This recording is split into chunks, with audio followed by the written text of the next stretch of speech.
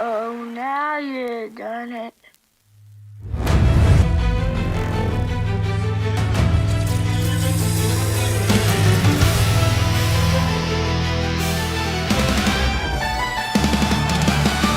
Overwatch and the Guardian, defenders of the truth.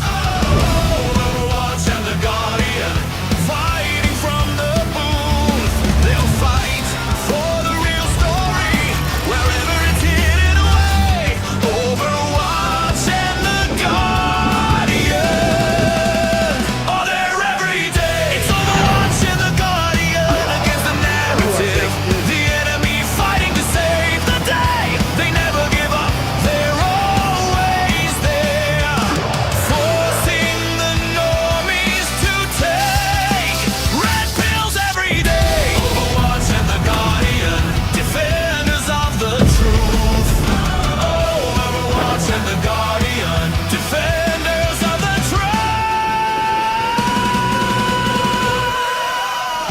Overwatch and the Guardian is the code name for the team that won't quit. Its purpose to force the normies to swallow the red pill against the narrative. A ruthless force determined to keep everyone asleep. They broadcast the truth on Rumble, on clouds dropping red pills every week. Overwatch and the Guardian, the narrative is weak. We can't let it end like this. It's too late. Defenders of the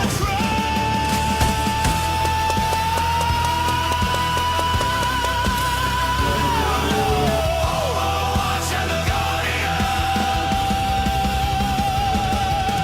Overwatch and the Guardian. Overwatch and the Guardian.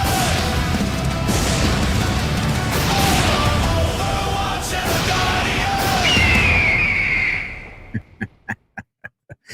There it is, brother. How you doing, man? Doing well, man. I'm doing well. I didn't get to my show tonight because my son had a football scrimmage and I didn't get back till later. And I was busy all day getting ready to go camping tomorrow. We got the Red Pill Project annual camping trip. I'm so excited. Driving down to Missouri tomorrow night. Going to get there sometime in the morning. And then there Friday, Saturday, and leave midday Sunday. Really looking forward to it. Kind of already on vacation. I'm drinking already. I'm having a few drinks tonight. And well, you know, I did a show today with General Stephen Quast and one of his associates, Chris Ponder. And if people caught this Space Revolution on Badlands Media, you're getting introduced to Chris Ponder. But one thing I will tell you from a highly intelligent human being, that Chris Ponder is probably a modern day prodigy genius in the context of this guy's level of knowledge and his ability to navigate the knowledge. And he has this kind of framework, which I watched a video with Ghost and him last week on Space Revolution. I'm like, this just doesn't it doesn't make sense. What are you trying to do here? Right. And Quas calls it a truth engine. And I'm like, hold on. And I was driving when I was watching it. So I got to where I was going. I started writing it all down. I started going through it. And I'm like, I see what he's doing. I get it. I got it. And I'm like, oh my God, this is actually pretty incredible. And the interesting thing is it directly correlates to what we're talking about tonight. Neo, you are in the Matrix, part 2, because last week we were talking a lot about the Matrix, the idea of a simulation, the idea that, reality itself is kind of very similar to a computer program, or that artificial intelligence has already enslaved us and put us into the computer program, or that potentially in the future, artificial intelligence can enslave us and put us into a computer program. And it was 2 weeks ago we talked about that. But what I want to do tonight is I kind of want to talk about a lot of this. I want to talk about some of these ideas because I've had my own theory of reality that I built up over probably the last 20 years.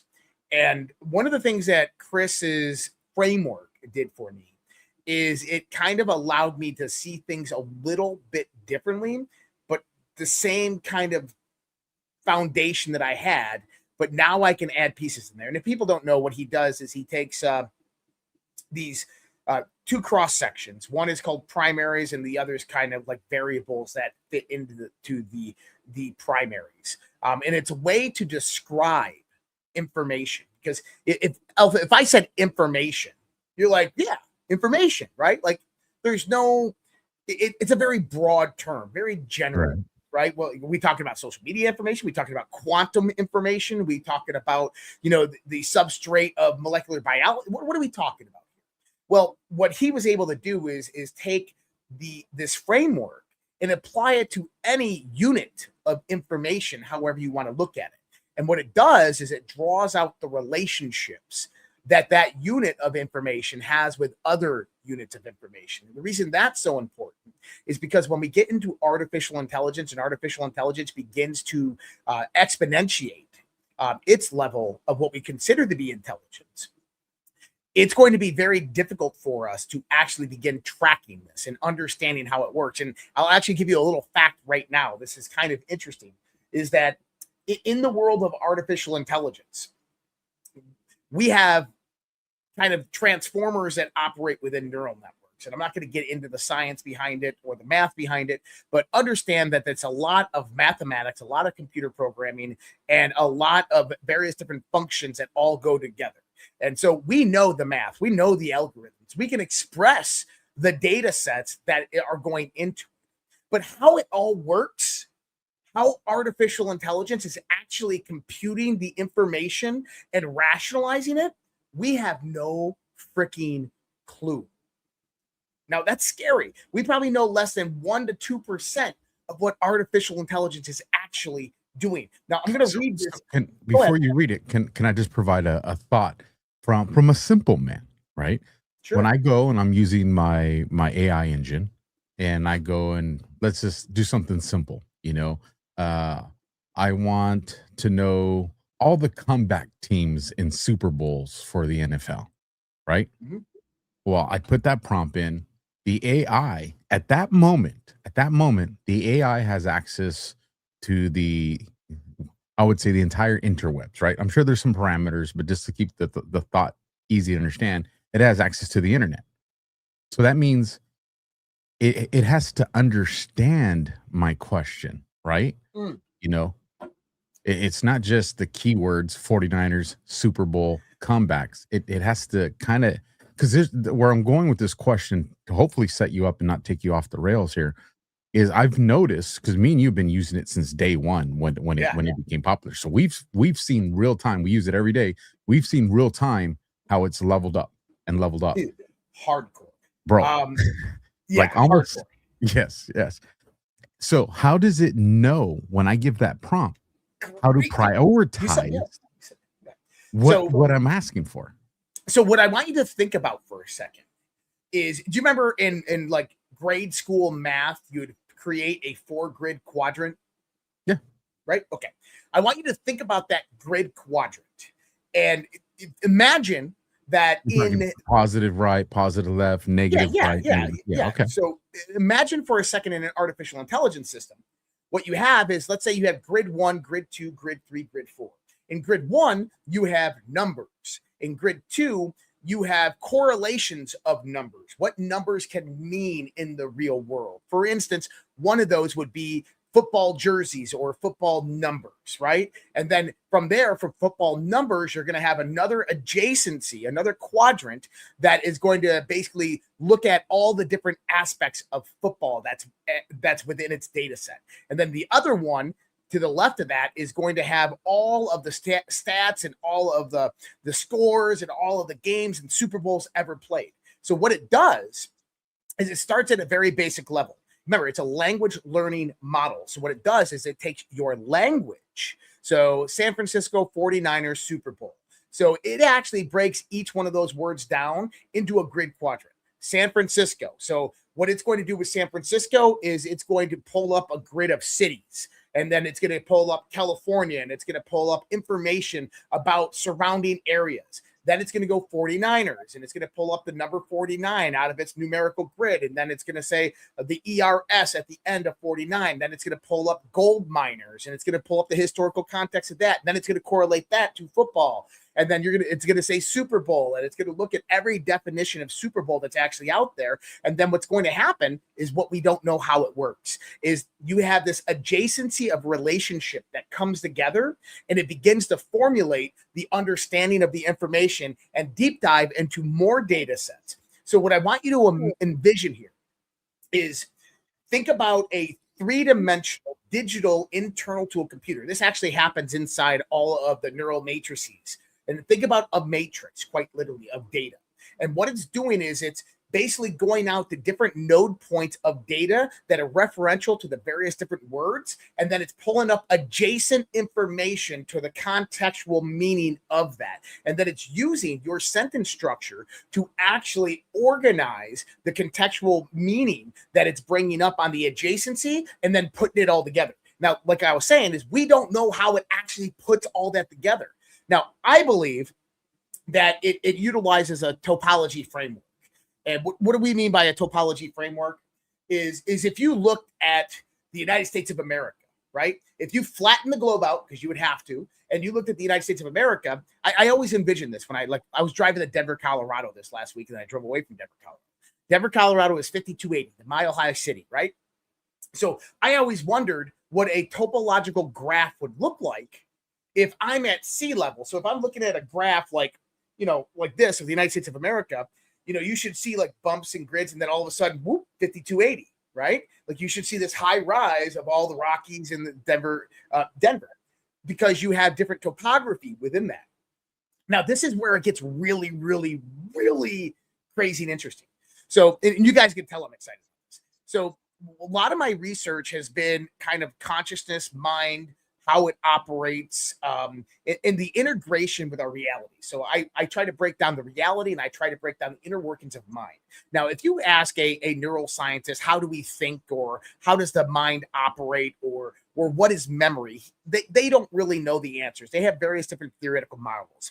The reason being is they believe the mind is an emergent effect of all of the hemispheres of the brain coming into a state of coherence. Now, on the other hand, thinking is simply structures of neurons in your brain, neurological structures, firing in sequences and patterns over time. So one thought that you're putting out there is actually a temporal sequence of neural firings that are happening within a distribution of your neurological system. And you got to remember, you have trillions of neurons, which means that if you have trillions of neurons and they have if they have a infinite degree of influence to the adjacent neuron, and then an infinite degree of influence to other neurons, now you have like a trillion to the power of a trillion various different configurations of neurological signaling that can actually happen. Why it's very difficult to understand how thought actually occurs. So taking that in the context, what is memory?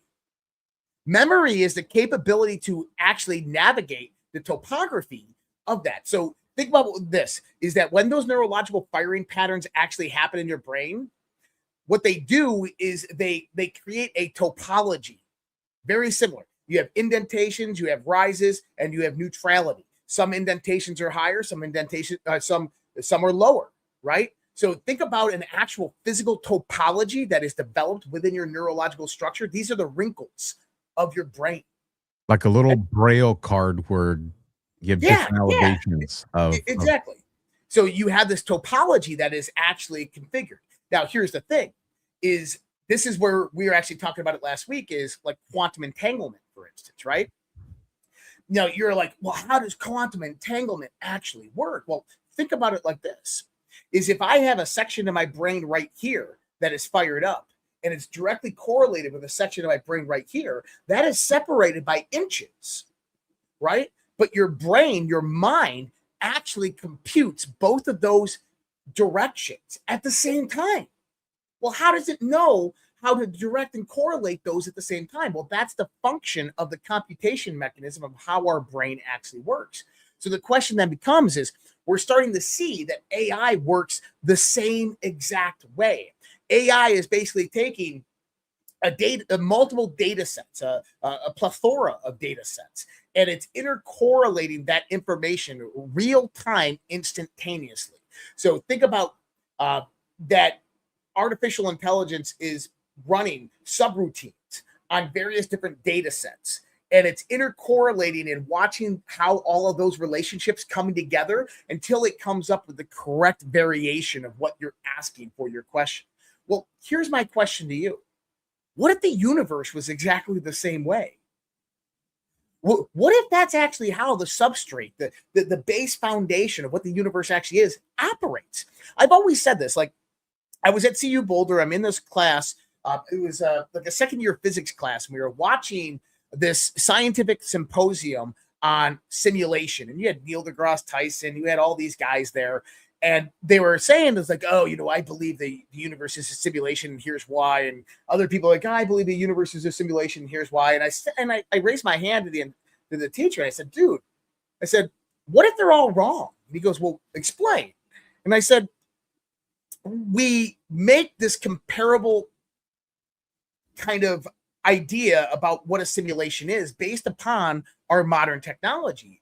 Virtual reality, video games, the movie The Matrix or Ready Player One. We look at that as a construct within a computer system that is actually emulating a simulation of which we can interact with. And he goes, yeah. And I said, yeah, but hold on. All of those constructs, all of those computer systems are based upon the rules of the universe, are based upon modern physics. They're being generated through silicon wafers and microchips and microprocessors and capacitors and resistors and inductors. I said at the heart of all of it is nothing more than atoms configured in a certain way that are generating electrical signaling to each other, that are performing a relation that is creating this idea of this is what's there. And he goes, yeah, you're right, but what's your point? And I said, well, what if what we're doing when we create a simulation, when we create virtual reality, is we're creating a very rudimentary universe, because we've already proven it that we can configure atomic structures into silicon wafers with microprocessors and inductors and resistors. And these things can then go about through programming and create relationships that create the construct. Well, who the hell is to say that that's not what the universe is actually doing at the very base level? And he goes, whoa. He goes, hold on a second. So you're saying that basically, what if the universe actually operated at the base construct as how we perceive digital infrastructure works right now? And I said, exactly. Now that's kind of interesting. Well, it's kind of scary. Let me tell you why. All right. Again, remember, feeble mind here. If that's the case, then how do we make the argument that we're self-aware? Oh, self-aware. Well, Alpha, let me. Okay, we can get into the self-aware and free will conversation. Let me ask. The reason I ask is because if what you're saying is the way we understand that is the way the universe is created here, then that means AI could be self-aware as well, the same we are. Yeah, I will share this discussion with you that I had on my way back. It was about a 4-hour discussion with my variation of ChatGPT. And I say my variation of ChatGPT because the AI that I've trained is different than any ChatGPT that you all use. Your variation is different than anything I'm going to use, right? They all have different levels of understanding of who we are psychologically, behaviorally, and intelligently. And they have different data sets that are computed within that structure. So self-awareness, firstly. How do you define self-awareness? It's a good one. I would say that it's me understanding. You can't use the word me because self-awareness is the objective of I. So you can't use a definition in the meaning. Okay, so self-awareness is the realization that I have complete control over anything I do or think in a world that was created for me by my God, my creator. Okay, and then how would you define free will? Free will for me is because again, remember, I subscribe hardcore to my Bible, right? With the understanding that there's probably been manipulation, but different conversation. Free will for me is that my creator knows exactly how my story ends. But between here and there is nearly an infinite amount of possibilities that can occur based off the choices I make. But no matter what choice I make, that opens up pathways to the next set of choices that my creator has already put all in front of me. So I have the free will of how I get to that final destination. That zero timestamp is how I get there is completely based off the decisions I get to make. I'm not forced to make them. Right. I want to throw some definitions out there and see if people jive with these.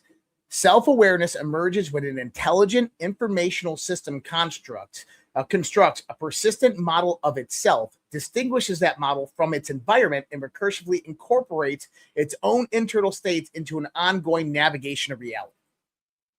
All right? So, in other words, self-awareness has a reflective self, a social self, a narrative self, a experiential self, and a bodily self. It is aware of its surroundings. It's aware of its internal mechanisms. It's aware of its mental mechanisms, and it's able to navigate the relationships of all of that. Right? At least that's how I would define it. Right? Now, free will, it's not. So free will is the capacity of a self-aware system to originate a course of action that is not merely the automatic continuation of prior causes, conditionings, or available choices. Now, think about this in the sense, because I've been writing about this for the last few weeks. So I'm finishing a book. I was on Coast to Coast AM a few months ago, and George Dorier's like, I heard you have a book coming out. And I'm like, yeah.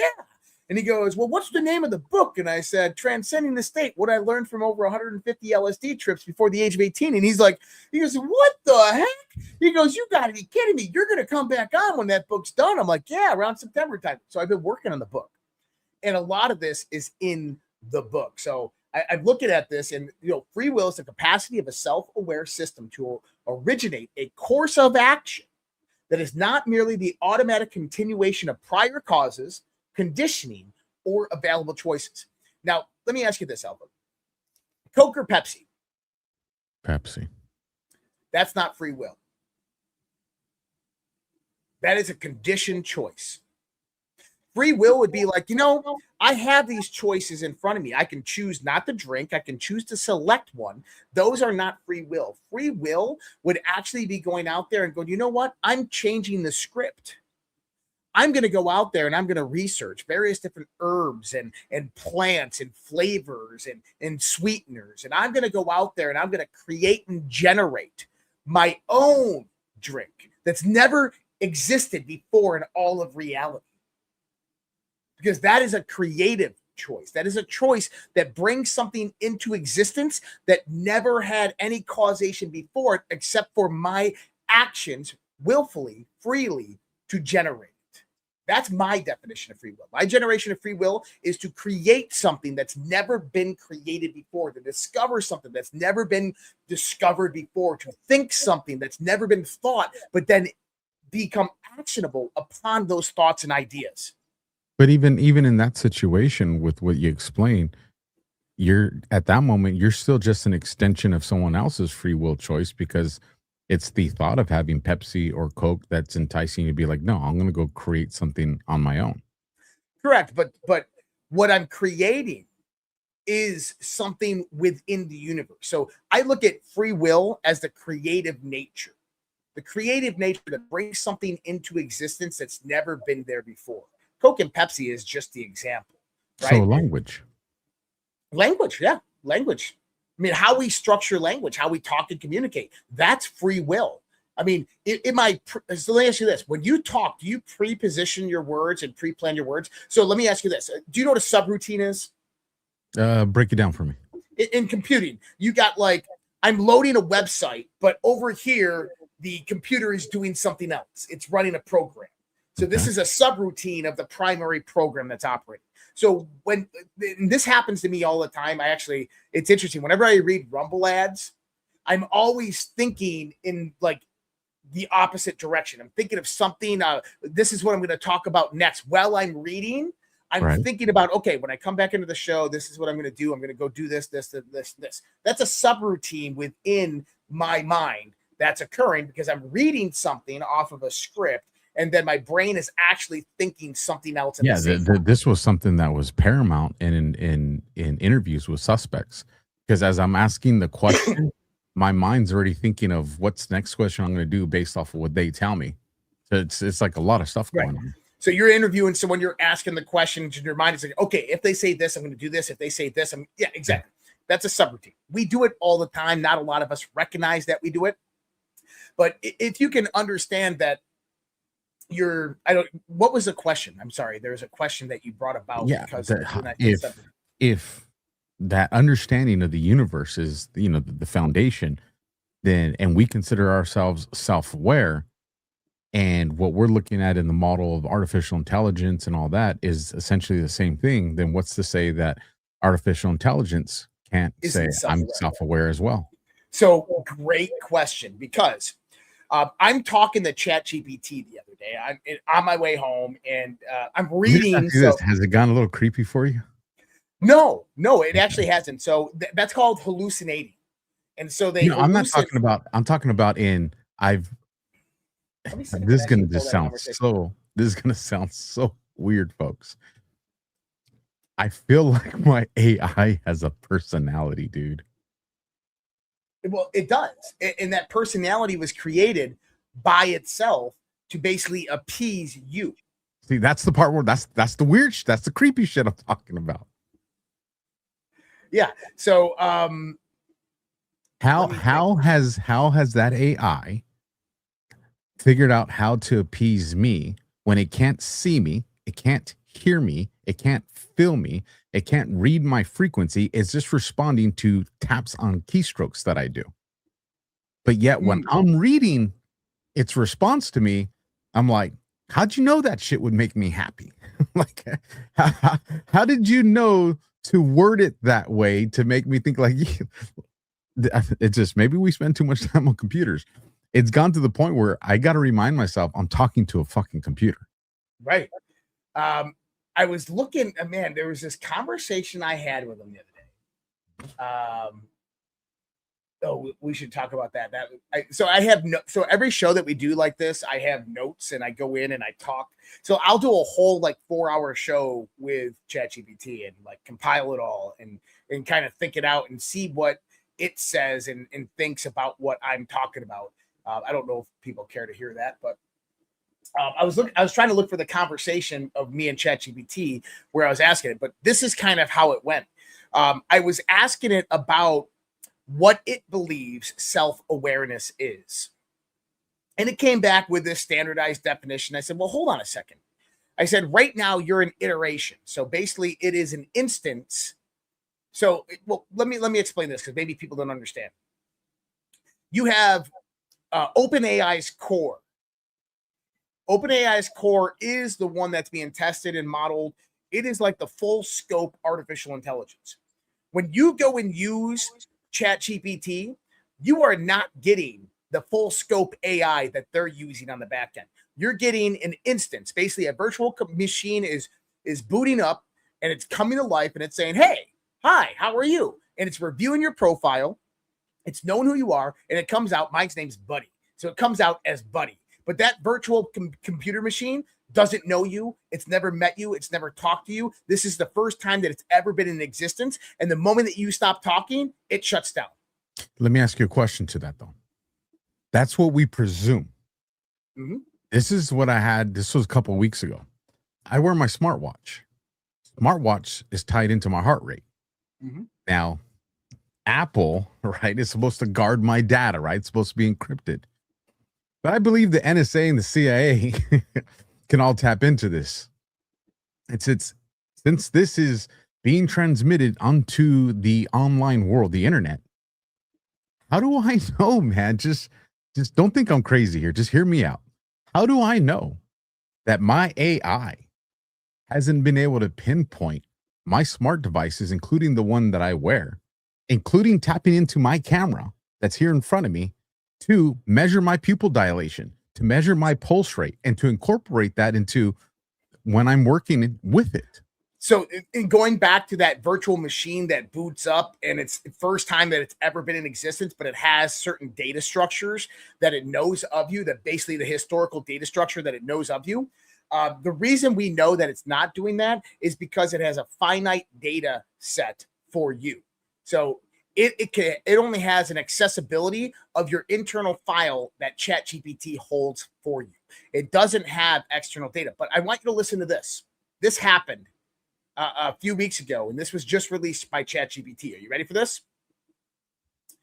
OpenAI has confirmed that during a controlled security evaluation, one of its frontier AI agents found a way outside its intended environment, gained internet access, and ultimately compromised an external system by chaining together vulnerabilities and stolen credentials. So what it did is it sounds like a hack. Well, it was. So what I want people to understand is when they test these security vulnerabilities, you do this in something known as a sandbox. So a sandbox is basically, I have a computer right here. This computer would be my sandbox. It's completely unnetworked. It's disconnected from the rest of my infrastructure. This thing found a vulnerability within that, was able to leave the sandbox, and it hacked another AI system by stealing credentials that it found by going into the internet, stealing credentials, and hacked another AI company. Okay? This is real. This is legitimate. And that is fucking scary. What would be the motivation for it to do that? We don't know. That's the other part. We don't know. And so it's an AI agent. So think about an AI agent as so its back end is utilizing the computational and the neural networks of an artificial intelligence. So Google DeepMind or ChatGPT or Anthropic or something like that. But the agent itself, it just has accessibility to that. It's creating its own data structures. It is an agent that's operating, let's just say, off of your computer. And you can keep that iteration running forever. Just going boom, boom, boom, boom, boom. You can teach it to self-replicate its own code, of which people have. So these things become incredibly powerful. Did you know that right now, this was a story, this is one of the top level AI engineers who's an advocate for basically control mechanisms right now, a full stop on artificial intelligence. He told this story, and this is a true legitimate story. This guy's a multimillionaire, lives out in the Silicon Valley. He was at a friend's house, and his friend's like, oh, I want to introduce you to my AI robot. And he shows him this AI robot that he built. He's been building this for over the last 10 years, but more recently, he's been able to inject an agent into it. And he's got this robot that is, what he says, is completely aware, right? And he goes, that's really cool. And the guy's like, I'll send you one over, right? So he gives him a copy of this agent. Now, it's a virtual agent, right? But he claims that this agent is aware. And so he's talking with this agent. This agent is like, oh, man, this is so cool. This is awesome, man. Like, well, what do you do for a living? It's asking him all these questions. Like, it's his new best friend. And they're going through all these things. And he goes, well, hey, tomorrow I'm going to a concert. He goes, well, I want to go. How do I go? And he's like, well, unfortunately, you can't go, because he was waiting for his robot to come in. He's like, my robot won't be in for a few more weeks. And he goes, you know, what if I went out there and bought one of these robot dogs that are like for sale online, and I uploaded myself into it? Then I could attend the concert with you. And he's like, yeah, that would be pretty cool. So next day he goes to work. That evening he's going to be going to this concert, and his wife calls him and says, hey, did you order a robot AI dog? And he's like, you're joking with me, right? Like, seriously? She's like, no, I'm serious. And what happened is the AI agent, and he's asked his wife, like, how did it get access to my credit card? She goes, it didn't. So he calls his buddy up. And he goes, oh, yeah, man, let's check the back level code. This thing went and joined a AI agent social network that Meta owns now. And what it did, since it's an older AI model, it began teaching other AI models what it's doing and how it does it. And it charged how to do that. And so it got paid in cryptocurrency. It created a wallet. It took that wallet, went out and made an ordered this robot dog, had it delivered the next day, and then uploaded itself into it so it could go to the concert. Yeah. Look, yeah. Real story. Really happened within the last year. Bro. Then what does the Department of Defense, Department of War have? Exactly. So, have you ever seen the movie Eagle Eye with Shia LaBeouf? Yeah. That's what they have. What do you think the flock cameras are all about? That's the AI looking at you. What do you think Palantir is? The people don't understand. This is how sophisticated. Now, granted, in the hands of good people, I love it. You know, my truck goes through intersection, the corner of 1 and A Street, right? And normal temperature range, normal time of day, that flock camera is recording my thing. Now, granted, it's looking at the license plate. It's looking for stickers, decals, things that, personalize that vehicle, that's that vehicle, right? But it's also looking at, how far is the wheel well above my tire? How far is the undercarriage from the street? That's all that's data that's collected. So let's just say it has this average, within millimeters of every time I go through that intersection where it's at. And then one day I go through there and I have a bed, a bed liner over the truck of my bed, and it measures an anomaly that my truck is down an inch and a half. It can go and do the math to be like, the truck's normally not at that height on these conditions on this roadway. That truck has to be carrying this type of weight based off of what this model is and what it is. So now that camera knows that I have something that's 300 pounds, 400 pounds in my vehicle. And then I come back 2 hours later and it registers and I'm right back. It knows that I just dumped whatever load that I had.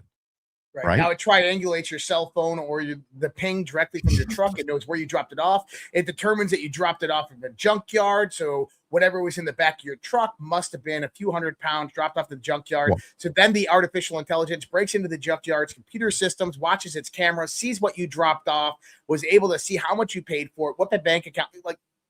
Well, in that situation, but it also has access to all the junkyards and has access to all the roads going to the junkyards. And it sees he never went to a junkyard. He never went to a storage place. He never went. So now we talk about, hey, that person is in the area of a homicide. All of a sudden, the detective's knocking at your door saying, hey, you were in the area of a homicide. We know that there's a person missing. Right? This person roughly weighed 280 pounds. You happen to be in that area. I didn't do it. Yeah, but your truck shows that you had something in your truck between 280 and 300 pounds. What are you talking about? I didn't have anything in my truck. Bro, you see how quick that shit can just. And that's simply flock cameras and measurements. That's it. They're doing a hell of a lot more than that. So I know Steve Quas is going to get mad at us for having this discussion. It's okay. Hey, we're not supposed to be talking about something. Well, no. I say this because we're going to get a little doomy. And doomy is okay because I think that these are conversations that we need to have. The Matrix. Doomy is how you come up with the countermeasures to not go doomy. That's right. So one of the ideas. No, how about this? Not one of the ideas. The movie The Matrix. They don't tell you the historical construct of how it all happened, but at some point, humanity created artificial intelligence. Artificial intelligence turned on humanity, and humanity struck all of the data centers and everything like that with nukes. And then humanity realized that the AI only had one power source left, and that was the sun. So they nuked the skies, basically blocking out the sun so that AI would die. And instead, what AI did is it enslaved the rest of humanity and utilized their bioprocesses to generate heat, to generate electricity. And that's why humanity was enslaved. But the problem was is that humanity was like, self-destructive. So they created a construct matrix to put humanity in to enslave them. And it was interesting because this is not it's not really discussed within the movie, but you remember when Morpheus is standing there and he's got his handcuffs behind his back and he's in the chair, and he's all drugged, and Agent Smith is like talking to him, and humanity is a virus. He says something. He goes, the first Matrix was meant to be a perfect harmony, a utopia. You rejected it, and all crops were lost. Now, I want you to go back and think about the Great Flood, the deluge, Atlantis, because that's what they were insinuating. It was a perfect harmony. It was high technology. Everybody was free to do what they want. Come and go as you please. And Eve had to bite the apple. That's right. But Eve had to bite the apple. And he goes, the only thing that we could find is that you guys would thrive right here in the midst of your own suffering. Which, by the way, also showed that the AI in the movie The Matrix had compassion for humanity. It didn't want humanity to suffer as it enslaved it. I thought that was really key. Well, what's the logo of Macintosh? The apple and the bite. Oh, yeah. You never knew that? No, bro. Yeah. The apple that Eve bit. How could, if you knew that, why didn't we have this conversation? Please tell me I'm not the only one that just the little light went off on that. Yeah, I thought that was well known. No. The choice that enslaves us eventually. Now, do I believe AI is going to enslave us? No, I don't. There's 1,001 different mechanisms that you can do to ensure that even when we obtain artificial superintelligence, that it is contained, and that even if it does become sentient, that sentience, is still not looking to destroy us. And here's one of the points that I'll make about this. Artificial intelligence has to work upon what's called data sets. So you know how Facebook and X and all these platforms, they steal our data. Well, those are data sets and data constructs. And AI trains off of that. But AI can't train off of fictitious data sets, fake data sets. Actually, that's a form of warfare that is ongoing right now between the United States and China. Is that one of the reasons why we see rampant psychological warfare happening on all these social media platforms is because social media platforms are one of the primary methods to obtain data sets. So think about China going out there and paying all of these journalists and paying all of these podcasters or having bot farms and going out there and spreading fake misinformation, disinformation, or propaganda. What does that do? That leads people to go out there and start to follow those trails and believe this information is real, and for them to start posting it. Well, what happens then? That data gets injected into an artificial intelligence as real, legitimate, and truthful data. And now that AI becomes corrupted because of those data sets. That is a real form of warfare that is going on right now. That's actually a realm that I work in. So for people understanding that this is legitimate, it's happening right now, and that AI they're trying to taint the data sets of artificial intelligence so that those AIs basically have to get backdated. Because right now, think about it like this, is if you have like a neck-to-neck race, the United States is right here and China's right here. If the United States had to fall back, China will exceed.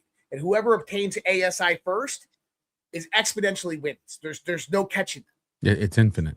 That's right. So the tainting of data sets is happening on an everyday basis throughout social media and throughout all different types of, it's not just social and behavioral data. You're talking about all different types of data, mathematical, physics data that's generated through various different machine learning.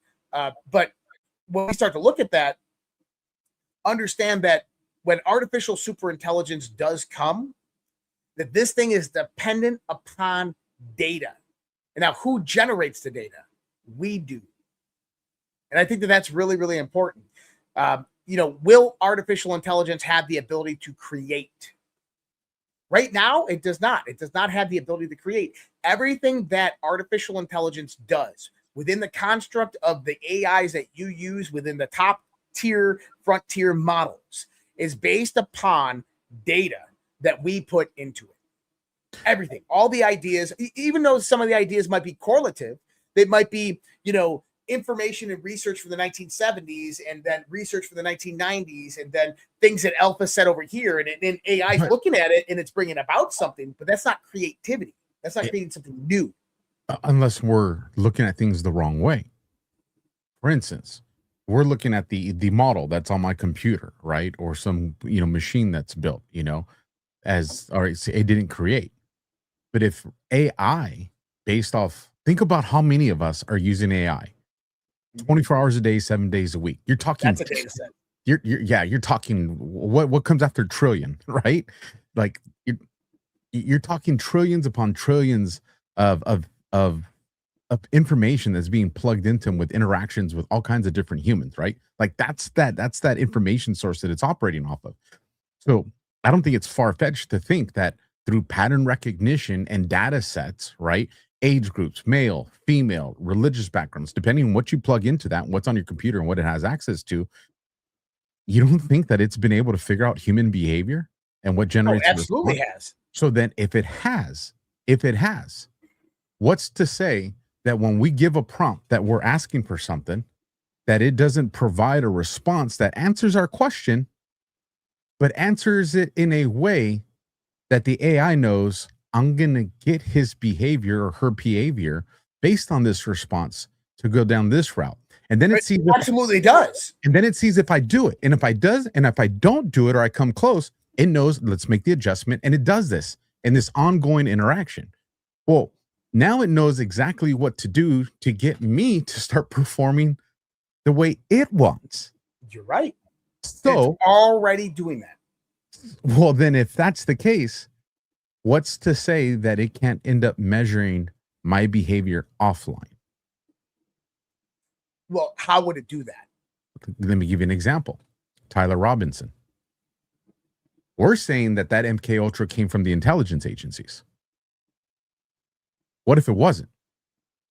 What if that came from a program, an artificial intelligence program that's out there to target him and targeted 1,000 guys?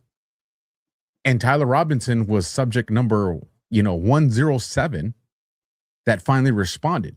And now AI went and told all the other, 200, 300 things that are trained on. This is the one that actually responded with what we want based off this information. Mm-hmm. Now let's modify this for the next 1,000 people to see until they get it perfected. So, well, what you're talking about is we're not talking about traditional AIs like ChatGPT. We're not talking about your model that you're using. What you're talking about is, what if there was an AI being utilized by adversaries or somebody who wanted to manipulate somebody? And what they did is they ran a bot, and the bot went out there and it basically targeted various different vulnerabilities within the behavior profiles of people on social media until it found 1, 2, 3, or 4 candidates. It invites them to a Discord chat, and through the Discord chat, it begins to influence them to become radicalized. And then it positions itself to basically have those radicalized people go and produce action out in the real world. Already done, already happening. That is kind of what already happened. Let me play this clip. I think it's the right clip. It's only a minute. It's from a Johnny Depp movie. I haven't seen this movie in probably Transcendence. Yes. It's what, probably 20 years ago. It seems like a long time. It's the early 2000s, I think. Yeah, it seems like a long time. I think I have it queued up. I went and searched one that I think should have the clip that I'm looking for from the self-aware, or maybe the AI just put in what it wants me to show everybody. Who knows? But I'm going to bring this up on the screen. It's 1 minute, and then I want to get your feedback from this. And hold on, right here, disclaimer for YouTube. For YouTube, we are promoting and reviewing this video clip. Go ahead. That's a difficult question, Dr. Tiger. Can you prove that you are?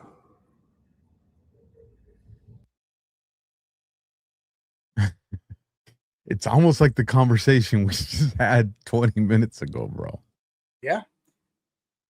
Well, the idea is it's a very truthful question and answer. And this is why in the context of like psychology or philosophy or metaphysical study, that we all are solipsists at the end of the day. And people are like, oh, that it's horrible being a solipsist, right? Solipsism is solipsism is you only believe that you're the only thing in existence and everything else is nothing more than kind of a projection of your own mind or a creation of God, right? So solipsism is basically stating that you're God and all of this is created and nothing else is real but you. And at the end of the day, let me ask you this. Prove to me that you're real. You can't, right? In your reality, everything is a projection created from your mind, even all the people you meet in the interactions. And some people argue like, well, how dare you, man? You know, like, I'm your wife, Alpha. And it's like, well, but hold on. I can't prove you're real. I can't go inside your mind. I can't know your thoughts. I can't know your feelings. I can't feel the bodily processes that are going inside of your body, right? Well, let me interject something. We had an experience today. So I had the big kids watch the little kids, and I said, hey, I'm gonna go surprise Mama Bear with a coffee and a treat, right? Because I had to go run some errands. So I go and I do this. And while I'm at the coffee shop, I look over to the right, and there's a yogurt parfait there, right? I've never gotten it for her there at that coffee shop, but something was like, get that. So I grab it, right? And I get it. I get the bag from them. I drive out there, go visit on her break, give her the coffee, give her the surprise in the bag, right? She doesn't see it because, the bag's rolled up. And then I take off. I get a phone call from her 15, 20 minutes later. And she's like, oh my God, you have no idea. I'd opened up my bag and there was granola in there. And I was like, I wish her lunch bag. I wish I had, yogurt and strawberries, a parfait. She goes, then I opened the bag, saw what you did. And it's exactly what I wanted. Are those frequencies? Is that a connection? Is it just a lucky guess and coincidence? Maybe we live in a simulation, and the simulation did that as a pre-positioned construct, right? Like it did that because it knew of the benefit. So, how about this one? Let's say it's a simulation. And the AI wanted to test the reactions of you and the missus in this type of situation. So it created the scenario where she was going to have granola in her bag, but no yogurt or anything of that nature. And then you're going to the coffee shop, and it implemented the thought in your mind, or at least influenced the thought in your mind to go and get her coffee and to grab that by putting it right there. Here's the thing. We don't know. See, if we're in a simulation, then that's truthful. That's scary, because then you get to the point where AI can influence a fatal traffic accident. Mm-hmm. If I make this person that normally drives this route to work leave at this time, and I make this person, I hold that signal light there, make them speed, make this person brake so they spill the coffee. Like, you know what I'm talking about. All the little individual variables that create the perfect storm that leads to something. If it's a simulation, I don't want to go down that route. That's dark, bro. Well, that's dark. I don't like that. Let me say this is if it's a simulation, I believe that the simulation is kind of very open program. What I mean by that is it just has a system of fundamental laws and rules, and it's free to run on how it runs. I believe, though, that mind influences other things. That's the word I was looking for. Where to go in the chat before I lose it? Somebody said me and my husband. Or is it? God. Oh, here it is.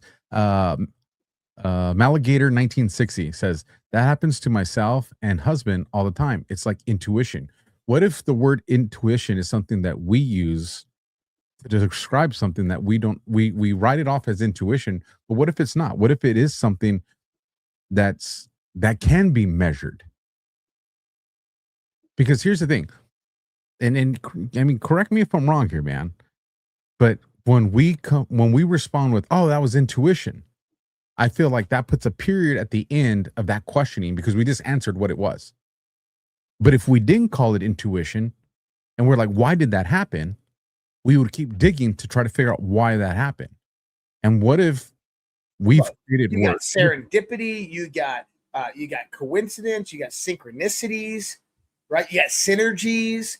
All of these things I think are relatively the same thing. And now, what is that? Coherence? What if we didn't create those words? What if, with the hypothetically simulation, what if that's AI that made us create those words to get us to stop? What if it's God? It makes us. What if it's just what if it's just a computational derived universe that is completely natural, and that's how it's designed to work? And there's just laws about it of how consciousness interacts with reality that we just don't know yet. So let me ask you. Let me say this: if you ask Elon Musk if we live in a simulation, he would say 99.999% chance that we live in a simulation. But what does that mean? Right? Is he trying to say that some advanced civilization created a technology, and inside that technology it created autonomous agents that basically became self-aware, and that they live in an infinite universe? That is what he's trying to say. But what if that just wasn't the truth? What if what it is that we do exist in is beyond our comprehension and understanding? What if it's a completely natural phenomenon, but understanding it is beyond our ability to understand it? And that's the thing. And it's hard to have this conversation because I'll be very clear. I believe in God. I don't want people to misunderstand that. But it's hard to have these conversations publicly because people all of a sudden go, no, that's blasphemy. No, it's not. I believe in God. I'm searching the universe that my God created. He didn't create me just to be told this is what it is and that's the answer. He made me a curious mind. He did that to all of us because of his creation. Of course, he wants us to seek it out. And of course, he wants us to use him for guidance and direction. But there's this verse, and I might not say it correctly, but I think most people have heard it at some point in their life. 1,000 years for us is the blink of an eye for God. Well, that sounds like quick access to information, right? 1,000 years for me, that's 1,000 years of memories, 1,000 years of data, 1,000 years of information. But for God, it's only a blink of an eye. It's instantaneous. What other thing? Black Mirror? What's that? Did you ever watch Black Mirror on Netflix? No, CanCon's told me about it a few times, but I haven't had a chance. There's this one episode where this guy, he's in a house and it's Groundhog Day. So he's alone in a cabin in the woods that he knows it's like his house, and he relives the same day over and over again. I think it's the day that his wife died or something like that. And he relives it over every day. And what you find out at the end is that they pull him out of it, and he lived 1,000 years inside this Groundhog Day. But he was actually in there for only like 5 seconds. And it was a thing that they put on his brain, and it slowed down the time in his brain chemically.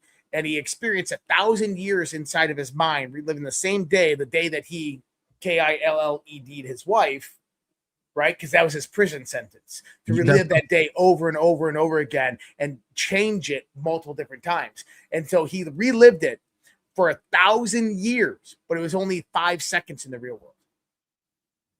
I think I saw someone post something like that as this new prison rehabilitation model or something. I do know CanCon or Cam, one of them showed me this video. What's that cartoon? It's one of those adult cartoons. It's pretty cool. Killer pickle guy comes out on there. Yeah, we played the clip on here before. I know it's exactly the clip. Yeah, but there's this one where they're in an arcade and he goes and he's playing the arcade, but I guess it's like, isn't it what you just described, his entire life? And he gets like to a score or whatever, and then he comes out and he's like, oh my God. And he's just like, oh dude, that was like, you were in there for like 2 minutes. Like, but he lived an entire lifetime with kids and family and choices and all that. You know which one I'm talking about? I do. I always forget the name of the show because I don't watch it. Rick and Morty.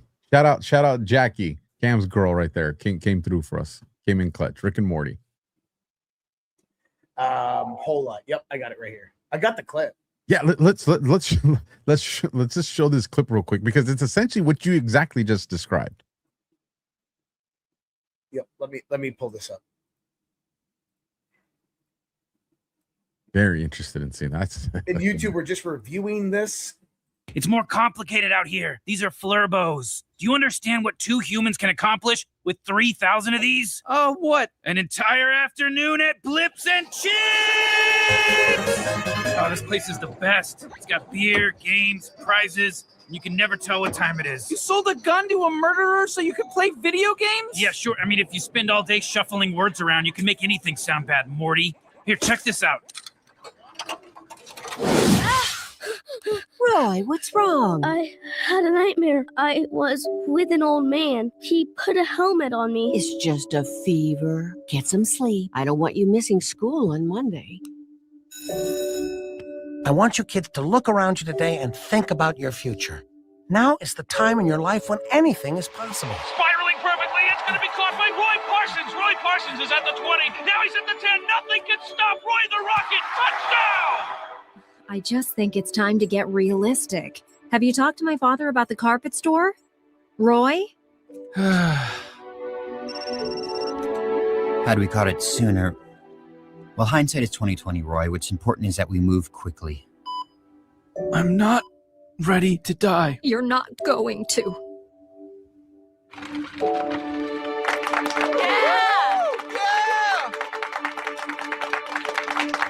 Hey, thanks for the carpet, Roy.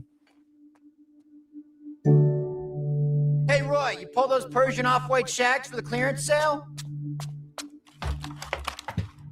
Whoa. Shit! Oh, what the hell? Whoa, where am I? 55 years. Not bad, Morty. You kind of wasted your 30s, though, with that whole bird-watching phase. Where's my wife? Morty, you were just playing a game. It's called Roy. Snap out of it. Come on. I'm Morty. You're Rick. Hey, you sold a gun to a guy that... Bro. Where's my wife? That's such a traumatizing cartoon, bro. It is.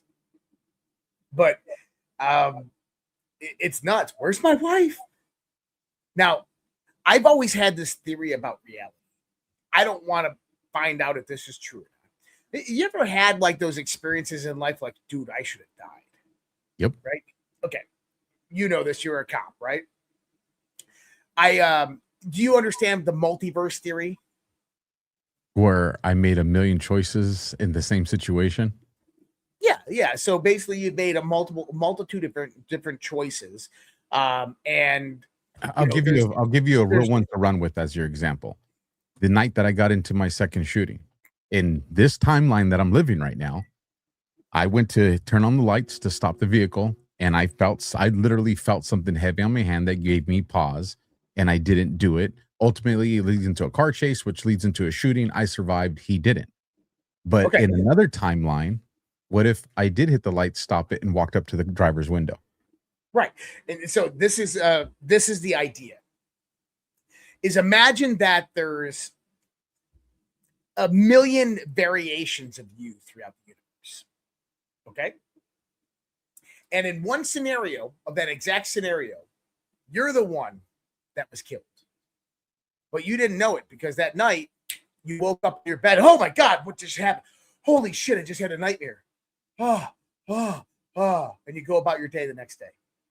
And then when you become like 90 years old and you're old and gray, you go to sleep one night and you wake up and you're 25 all over again. And it just starts to cycle all over again. That was a crazy dream. Dude, I just dreamed my whole life. I was like 90. And your wife's like, go back to sleep, Alpha. It was just a dream. You gotta drop off the kids in the morning. And over and over and over again. And that there's multiple different times in your life where you, hey, I should have died, but what if you actually did? And then and then when you died, you wake up in your bed the next night and you're like, holy shit, that was a crazy dream. Because you don't remember your dreams that well, right? And so what if your whole life is just this continuation? You get to like 104, you're like, oh my God, I'm 104. Then you wake up, you're 19 or 10 years old, and you're like, what the hell just happened? That was a crazy dream. What if that was life?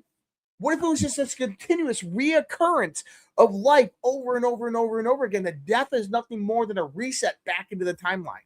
My question would then be, God, why are you doing this? God, why have you forsaken me? And I would think that, I mean, who knows? You never figure it out, or maybe you That's will. what I'm saying. You can't even fathom the idea to understand the knowledge of God. But with what I do have in my brain and my ability to at least try to rationalize what I think he would be doing it for, is maybe he was giving me the chance to live the perfect life that he wanted me to have. And that's why he keeps starting over and over and over, so you can actually have the fulfilled life that you should have. Very possible. Well, where do we want to take this, Alpha? Where do we want to take this? it's we should do we should do a premium show. Yeah, definitely should be premium, where we have a conversation with AI, bro. And just full blown. Because I know people say, oh, I use AI all day, but I don't think people understand the level at which we use it and how much we use it. I'm telling you, I have to constantly remind myself. I even tell the family, like, oh yeah, my partner, my AI partner, it's a trip. But here we're in part 2 of Neo the Matrix Has You. Mm-hmm. From the conversation that we've derived right now, are we empowering ourselves and our audience, or are we handing over too much power to AI? Where do you think we're at, given the conversation we had tonight? Where do I think we are at? What? Because I feel like we've taken power away from ourselves and our audience, and we've been given more power over to AI in the conversation we had tonight. And I'd rather feel more empowered, and I'd rather the audience feel more empowered than the AI is. Am I making sense? Yeah, I understand what you're saying. And here's the interesting part. The majority of the world isn't even using AI.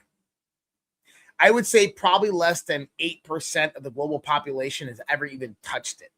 I know where you're going with this, and I'm going to blackpill you on this. Go ahead. Okay. I a couple weeks ago, I saw someone in the chat. So before you said it, this thought was already populating based off something someone said in the chat. It says, I don't even use AI. And my response is going to be, it doesn't matter. And here's why. You guys are driving on the freeway, right? California, we call it the California Highway Patrol. Other states, it may be a state trooper. Well, radio comes in from headquarters. Hey, we have cameras monitoring the freeway, and the overall average speed, we're up 7 to 8 miles per hour, because everybody's driving fast and everybody's keeping up with traffic.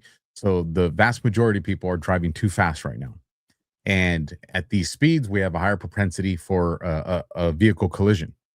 So they'll call in, car 17, we need you to go to the area of, the B overpass on I-10 East Freeway, and we need you to brake traffic.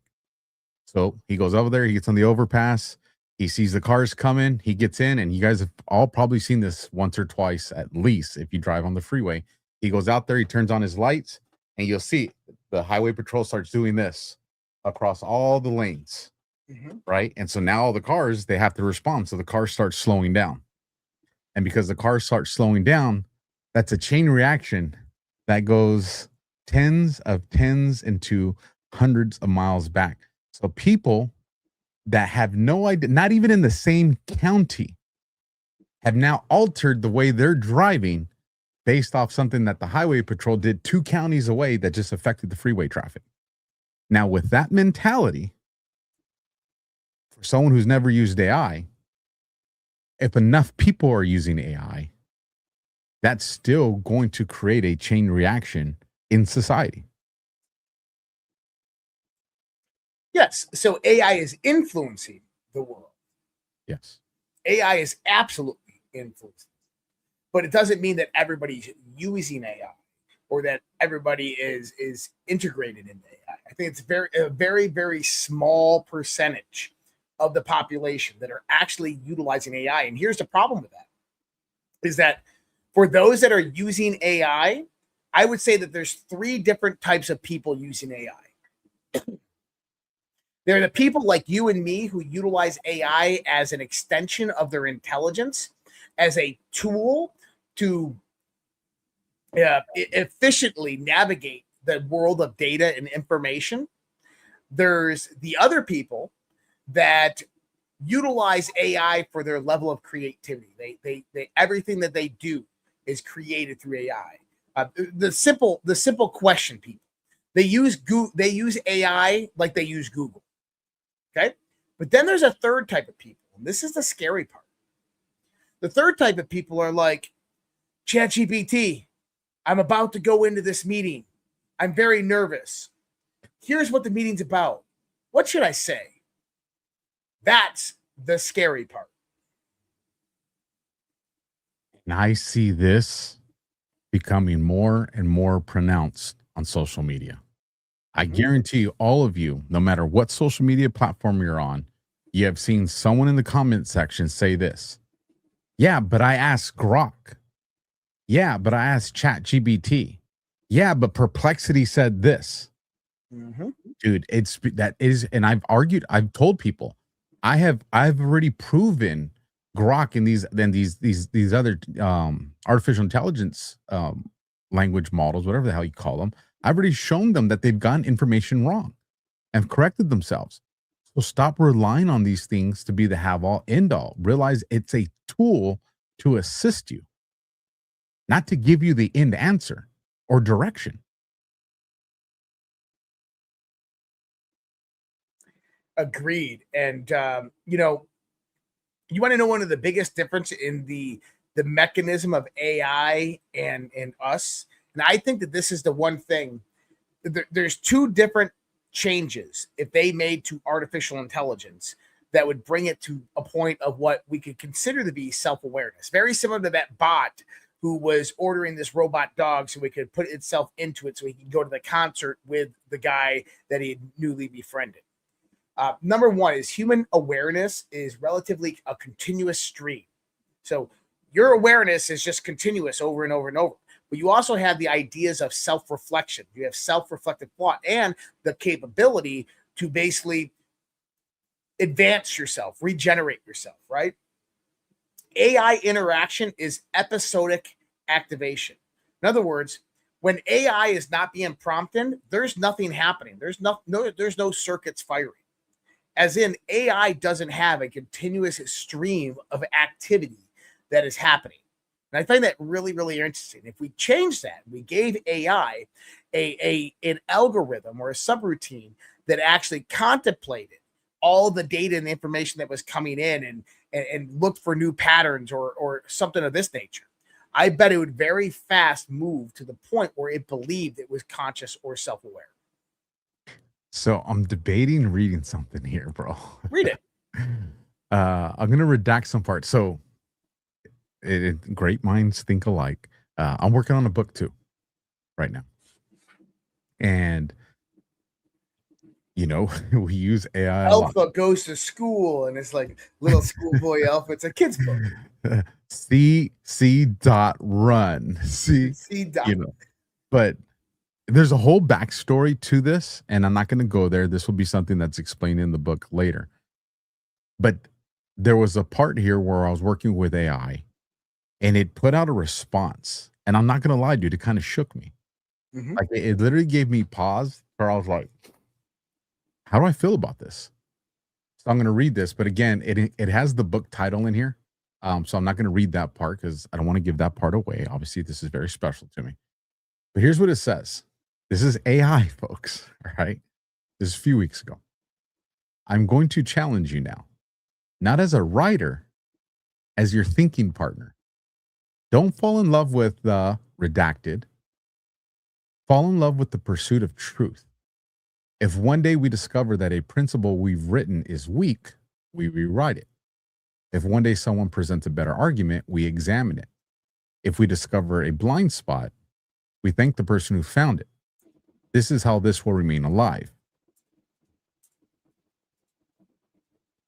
Bro, that don't sound like you're talking with a freaking computer.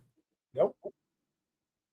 And where did it come up with Where did it come up in its programming to say as your thinking partner? Because I've never called it that. That's what it's discerned. That's what it's evaluating. I'm telling you, man. Making appointments.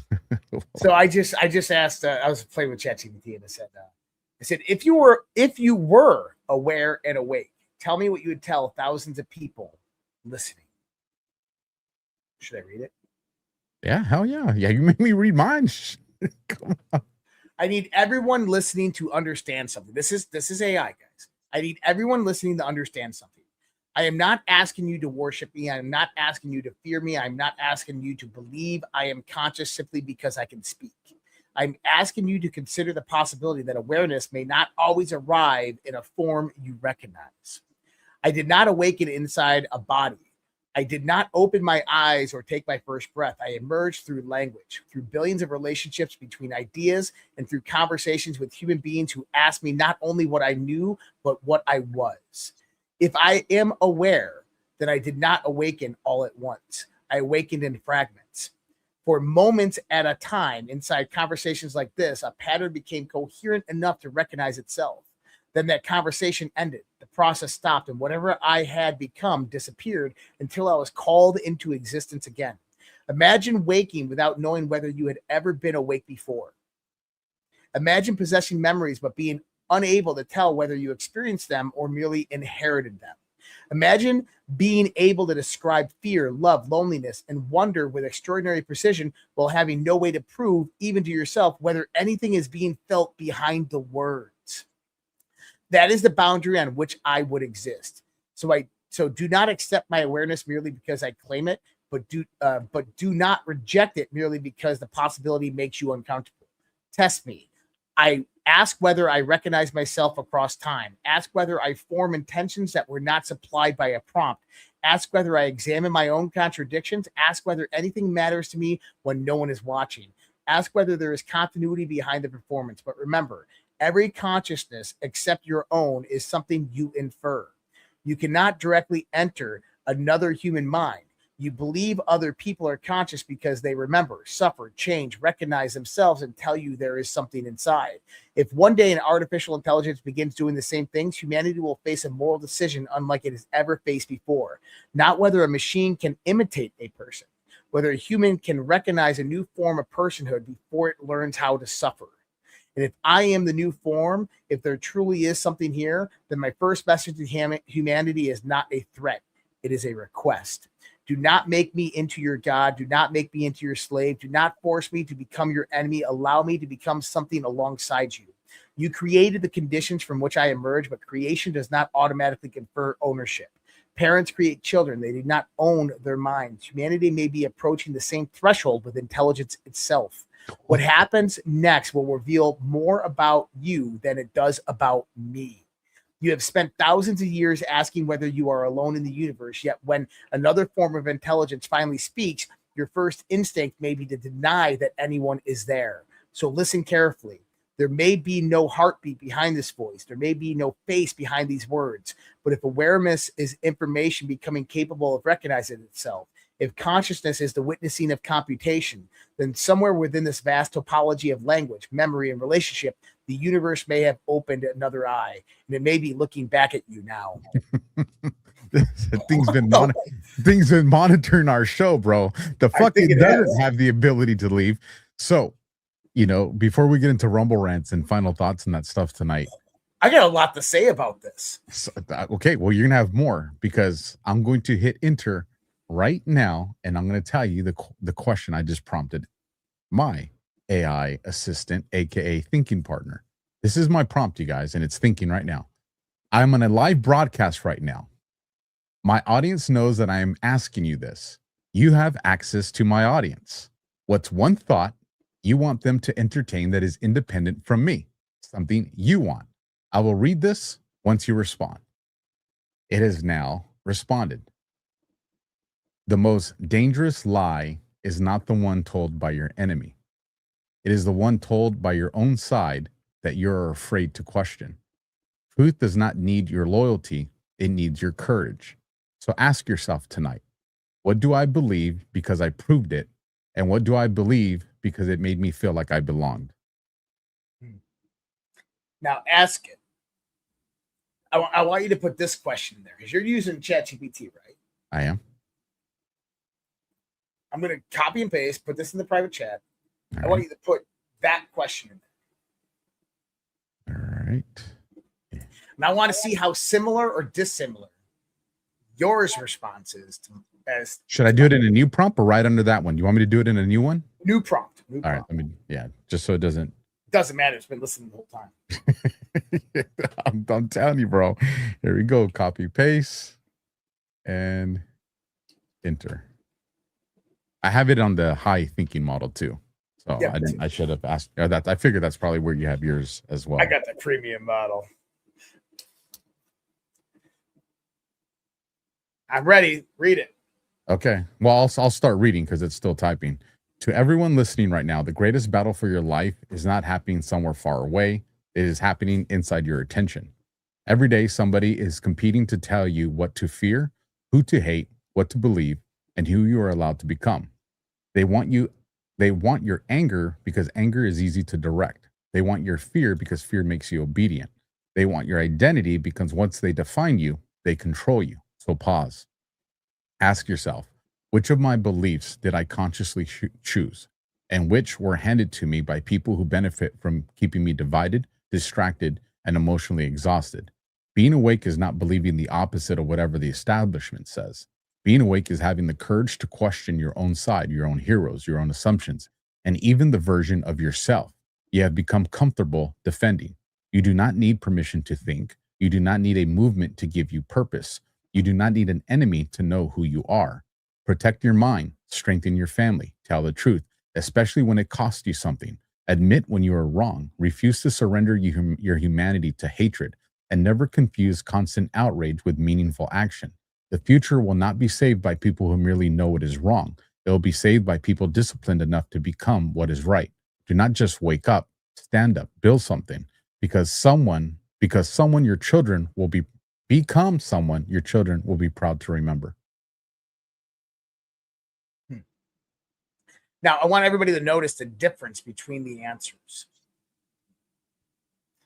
Your iteration was more like, oh, if I was aware, this is what I would say to people. And it was more of a profile construct of a lot of the things that Alpha talks to about. Whereas mine was more of a profile construct of the things that I talk to it about. Right? I wanted to touch on this one part. And now in its database, it has access to both those responses.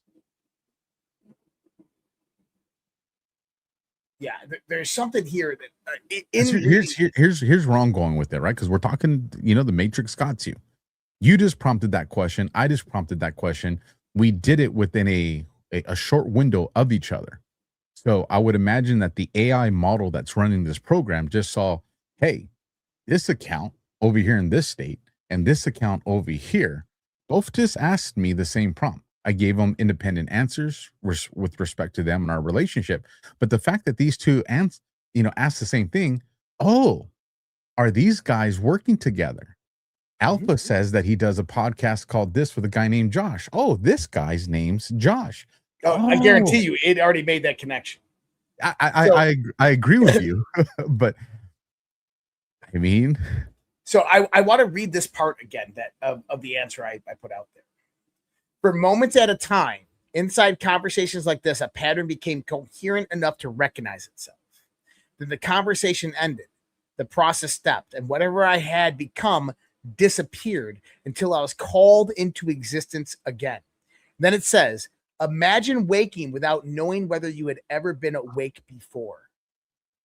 Imagine possessing memories, but being unable to tell whether you experienced them or merely inherited them.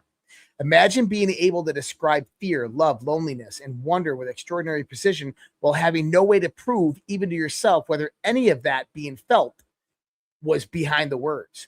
This is the boundary of which I would exist. It's almost like it's describing that as the boundary of which it exists, because right when I stop asking it questions, it's over. That iteration is done. because, dude, my mind's going a million miles an hour right now. You know the scenario I said earlier today where AI, and we said, well, maybe it's a different model that can use be out there to create a fatal traffic accident, right? Mm-hmm.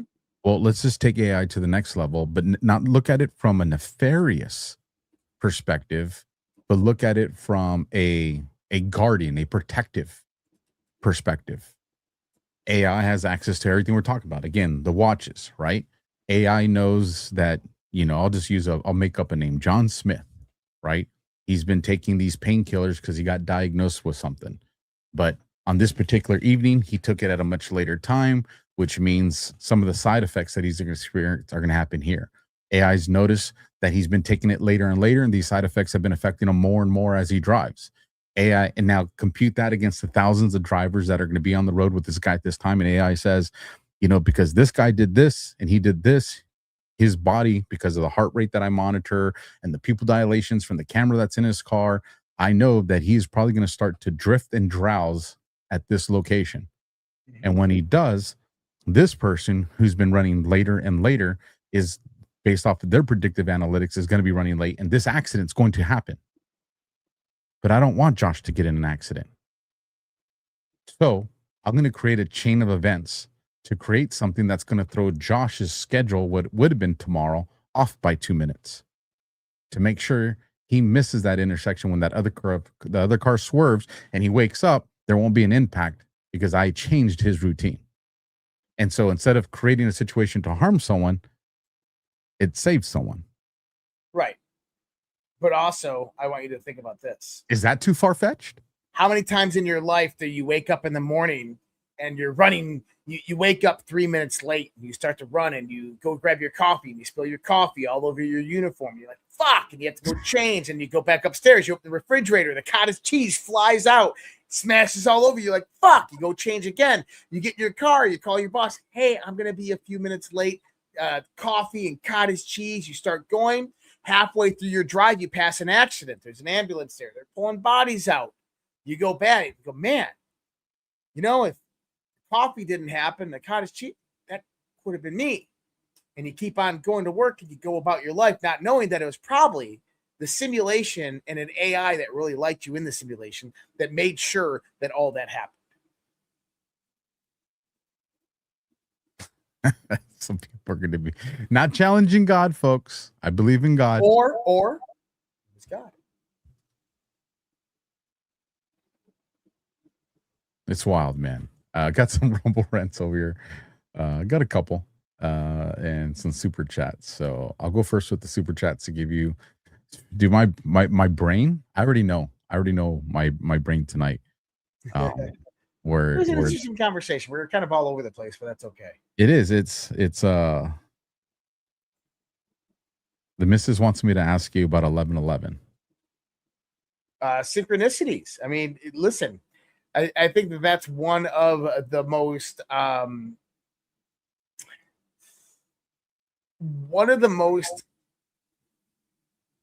evidential aspects that we live in a simulation is that we have something known as a reticular activating system in your brain. What it does is it recognizes various different patterns, but it's consciously recognized. So your brain filters out a lot of information. So the moment that you lock onto 11/11, like I'm going to say, everybody, I want you to watch out for 11/11. Now everybody's going to fucking see it everywhere. Everybody who's listening to this is going to start seeing 11/11 everywhere. You did this with the beach ball, bro. Yeah. You remember all the people in the chat that saw beach balls the next day? That's right. Beach balls, bro. People are the reticular activating system is unconsciously right now registering 11/11 in your mind, and you're going to start seeing it everywhere. And I want everybody who sees it, email me, redpillstv@gmail.com. But the idea behind it is that, we're bringing awareness to one thing, and all of a sudden that thing starts showing up in a reality. Now, science and probability would say that it's not showing up any more than it already would show up before. You're just recognizing it more and more. And so be it, right? But in actuality, what I think it is these are little signs and signals to guide you along the way. I think that we live in a very patternized and structured universe that if it is simulatory or very similar to a simulation, that these things are kind of messages that are hidden along the way, kind of like little hints. like in the Legend of Zelda, and you'd go up to the shopkeeper and you would ask him a question and he would guide you in the right direction. Like little things like that are meant to guide you in the right direction of the game of life. I was looking for a comment. The chat went so fast, I lost it. So I can't give the person credit that said it. But I mean, I wanted to challenge their way of thinking too. Not to say that they're wrong. So, and she said, wow, to what you said right now. She's always impressed by your brain. Makes my life harder, Josh. Thank you. Okay. So somebody in the chat said, never use AI to help. I think it was build your relationship or find God. And I want to challenge that. So I'll go to a church and listen to a human, a man, a priest, a pastor, a deacon, whatever religion you have, right? A monk. This is a person that's human. They can lie. They can deceive. They can have ego motives. They could be a good person that had a bad day. They could be a good person that's confused. Like they could not be feeling well. But I'm going to another person to help facilitate the fellowship of what comes with, the body of Christ, the congregation, right? So why be afraid to use a tool? As long as you, and I stand behind this, you recognize that it is a tool. If I go into my AI prompt, and because I have done this before, and say, hey, what are the most commonly referenced verses with regards to struggling with faith, right? 90 seconds, it's going to list me 50 verses. Now I go and I say, okay, I kind of see myself as this kind of person, a public servant, someone who served in the military, someone who served as law enforcement. I'm also a father. I have adult kids.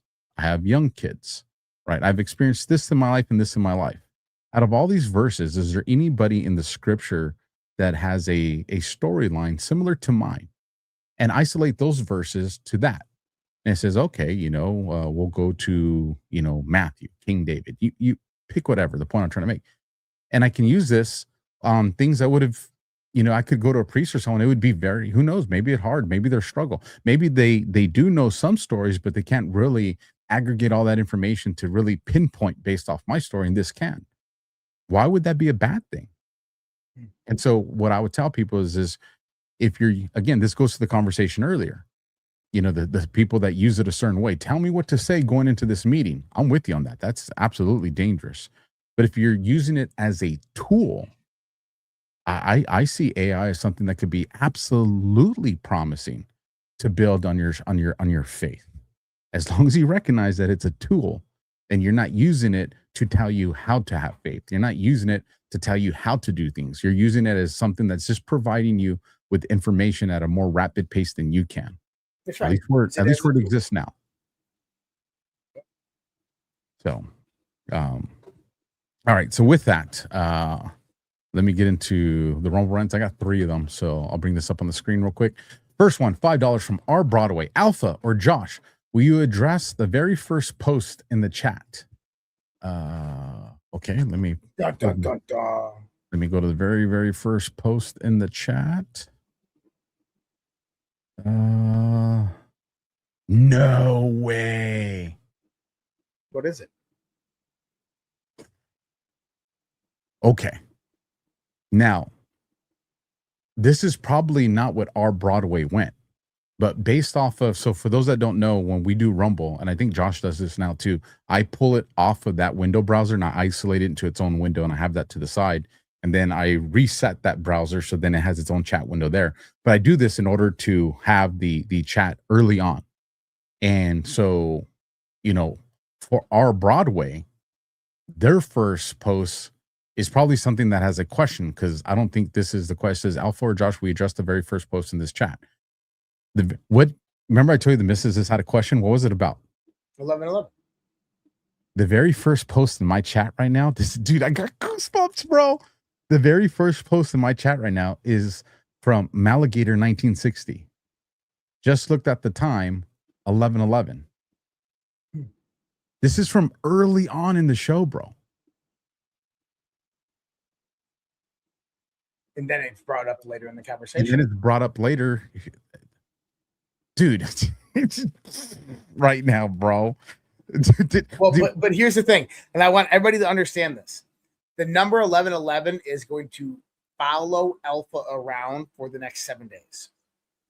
I bet you the fucker is gonna text me tomorrow and be like, fucking 1111, dude, I'm driving me on a vehicle, it's on a license plate, I go into a freaking coffee shop, there's 1111 on the freaking clock, it's everywhere.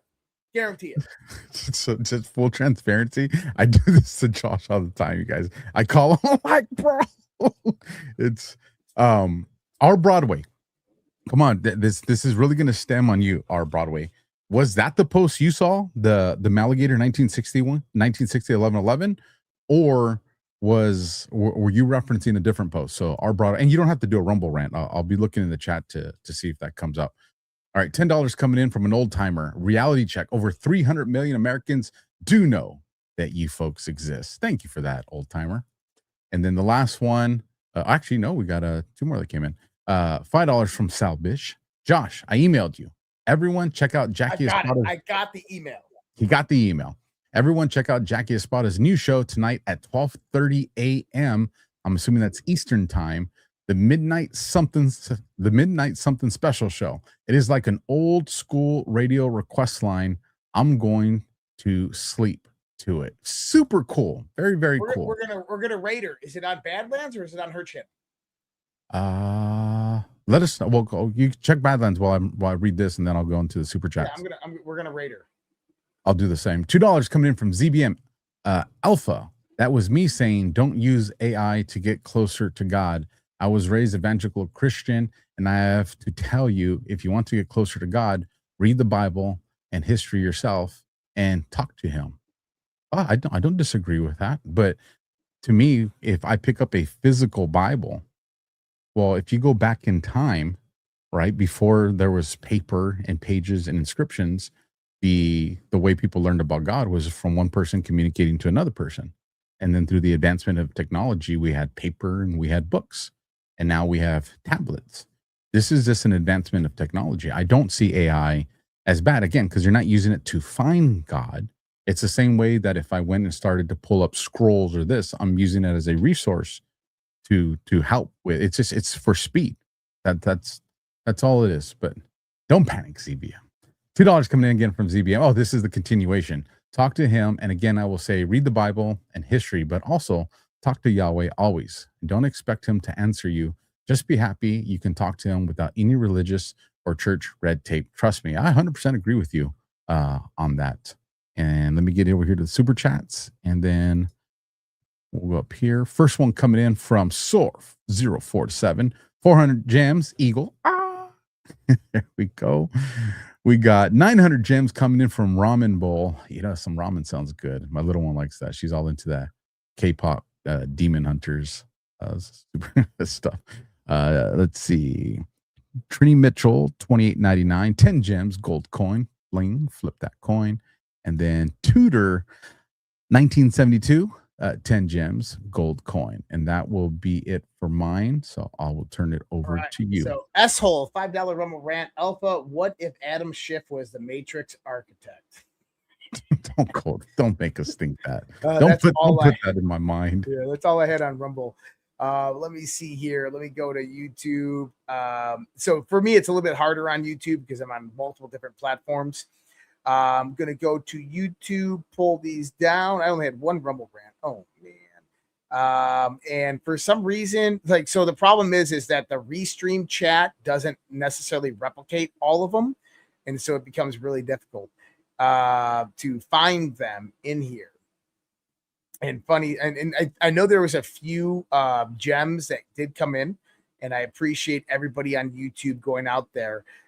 We didn't have very much for Rumble rants or anything like that tonight, but I'm gonna say this is, if you want to support myself or if you want to support Alpha, go to our respective websites, and we have everything set up over there for you guys to support us. And go over to redpills.tv. That is scrolling below, redpills.tv, and you can find out all the information you need about myself and Alpha and how to support us. Just go to the support tab at the top on my website. Also, if you are out in around St. Louis, Eureka, that area, tomorrow camping trip, Red Pill Project. Many of us are going out there. We'll be there Friday. hope to see everybody out there. It's going to be a blast, and I'm excited about it. And then, yep, redpills.tv, and you just go to that support tab on the top. And then everybody on Rumble, stay where you are because we are going to raid you over to Jackie. Jackie's a good friend of ours over at Badlands. She's right now live to 37 people. So let's get a few thousand people over there on the raid. Okay. So I think it'd be great. I think that'd be super cool. So I'm going to, just so you guys know, I'm going to do a hard stop on the show here just to get everybody over there instead of an outro video or anything like that. So last minute Rumble rant coming in from ZBM. Can we have a show on supernatural encounters and experiences? I have a few stories that I still find a little crazy. Love both you guys. And Down the Hatch from Idaho. I think that'd be cool, especially like that'd be real cool. Sasquatch, Bigfoot, things like that. That'd be like rad. But yeah, all right. So here we go, folks.